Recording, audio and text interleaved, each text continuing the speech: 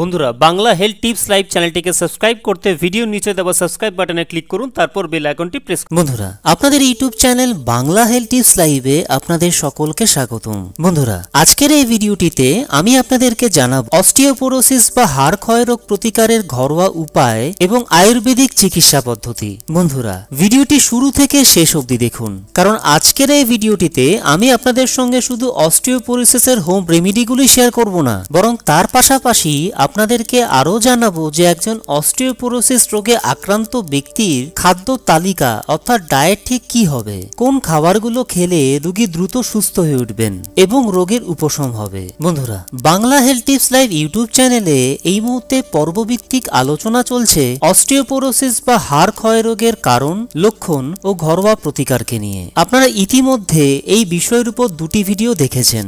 আজ সেই ভিডিও সিরিজেরই শেষ পর্ব। আপনাদের সুবিধার্থে এই ভিডিওটির নিচে ডেসক্রিপশন বক্সে অস্টিওপোরোসিস, গাউটি আর্থ্রাইটিস, বাতের ব্যথা, জয়েন্ট পেন এবং আপনার শরীরে যে কোনো ধরনের ব্যথা বেদনা থেকে ঘরোয়া উপায় চটজলদি মুক্তি পাওয়ার ঘরোয়া সমাধানগুলোকে নিয়ে আমার যাবতীয় ভিডিওগুলোকে একসাথে পরপর দেখবার জন্য ব্যথা পেইন রিলিফ হোম রেমিডিস নামে আপনাদের জন্য সম্পূর্ণ একটি আলাদা প্লেলিস্ট লিংক আমি তৈরি করে দিয়েছি, যার সাহায্যে আপনি এই ধরনের সমস্যাগুলো থেকে মুক্তি পাওয়ার ঘরোয়া সমাধানগুলোকে একসাথে হাতের কাছে পেয়ে যাবেন। তো চলুন বন্ধুরা আর সময় নষ্ট না করে এবারে এক এক করে অস্টিওপোরোসিস বা হাড় ক্ষয় রোগ প্রতিকারের হোম রেমিডিগুলো জেনে নিই। 1 নম্বর রেমিডি, অর্জুন গাছের ছাল। অর্জুন গাছের ছাল অস্টিওপোরোসিস রোগের উপশমে ব্যবহার করা হয়। 1 থেকে 3 গ্রাম মাত্রায় অর্জুন ছাল চূর্ণ দিনের মধ্যে ভারী কোনো খাবার আধ ঘন্টা বাদে খেলে অস্টিওপোরোসিস জনিত ক্ষয় কম হবে, প্রয়োজনীয় হরমোনের ক্ষরণ বাড়বে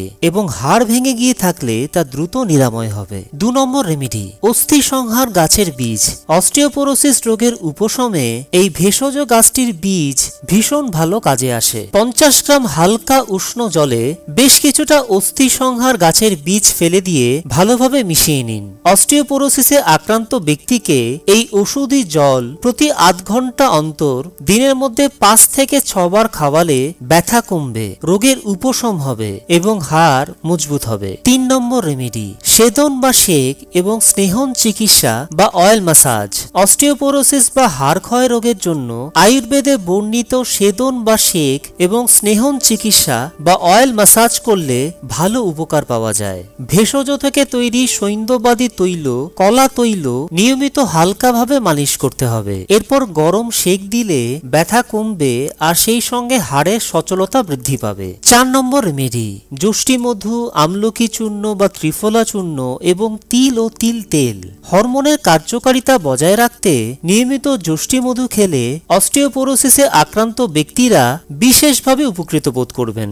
এছাড়া হাড়ের ক্ষয় রোধে আমলকি চূর্ণ বা ত্রিফলা চূর্ণ খুব ভালো কাজ করে, হাড় ভেঙে গেলে তাড়াতাড়ি সেরে উঠতে সাহায্য করে। তিল এবং তিল তেল এই রোগে ভীষণ ভালো কাজে আসে। এই রোগের রোগীর রান্নায় তিল তেল ব্যবহার করা উচিত। 5 নম্বর রেমেডি, ওজন কমানো এবং নিয়মিত ব্যায়াম। ওজন বেশি হওয়া অস্টিওপোরোসিস রোগে একেবারেই চলবে না, তাই রোগীকে উপযুক্ত ডায়েট চার্ট মেনে চলতে হবে এবং নিয়মিত ব্যায়াম করতে হবে। হালকা থেকে মাঝারি ধরনের ওয়েট বিয়ারিং এক্সারসাইজ চিকিৎসকের পরামর্শ মেনে করতে হবে। 6 নম্বর রেমেডি, ক্যালসিয়াম ও ভিটামিন ডি সমৃদ্ধ খাবার খাওয়া। প্যাথোলজিক্যাল ফ্র্যাকচার অস্টিওপোরোসিসের এক ভীষণ গুরুত্বপূর্ণ সমস্যা। এক্ষেত্রে সামান্য আঘাত বা ধাক্কা লাগাতেও হাড় ভেঙে যায়। এর কারণ হলো লো বোন মিনারেল ডেনসিটি। এক্ষেত্রে ক্যালসিয়াম ও ভিটামিন ডি সমৃদ্ধ খাবার খেতে হবে। ডেয়ারি প্রোডাক্ট, সয়াবিন, মাছ, বাদাম, fish oil, beans, brown rice এবং গ্রিন লিফি ভেজিটেবল যেমন পালং শাক রোজকার খাদ্য তালিকায় রাখতে হবে। প্রতিদিন সকালে অল্প কিছুক্ষণ রোদে বসলে ত্বকের মাধ্যমে দেহে ভিটামিন ডি প্রবেশ করে, ফলে এই রোদে বসার অভ্যেস গড়ে তুলতে পারলে অস্টিওপোরোসিস রোগের রোগীরা বিশেষভাবে উপকৃত বোধ করবেন। প্রবল পিষ্টি, মুক্তাপিষ্টি, শঙ্খ ভক্ষণ এবং শুক্তি ভক্ষণ একজন ভালো আয়ুর্বেদ চিকিৎসকের পরামর্শ অনুসারে খেলে শরীরের জয়েন্ট পেইন কমবে এবং দেহে ক্যালসিয়ামের অভাব পূরণ হবে। এছাড়া কেশর বা স্যাফরন দুধে মিশিয়ে পান করলেও খুব ভালো উপকার মিলবে।